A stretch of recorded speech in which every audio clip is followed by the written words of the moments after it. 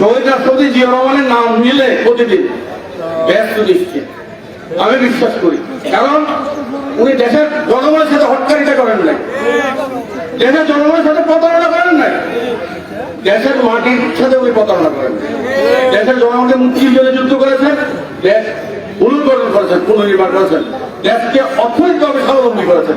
সুতরাং ওনার নাম যোগলে বরং ব্যস্ত যেতে পারে। আর যারা ব্যস্তের সার্টিফিকেট দেয় এদের থেকে একটু সাবধান থাকবেন। আমরা সবাই মুসলমান পাঁচ নামাজ পড়লাম,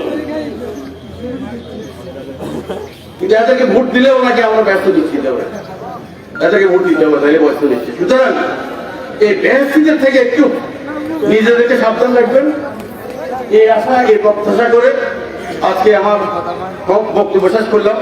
বাংলাদেশ জিন্দাবাদ, বাংলাদেশ জাতীয় দল জিন্দাবাদ, শহীদ রাষ্ট্রপতি মোরক, দেশমাতা খালেদা জিয়া জিন্দাবাদ।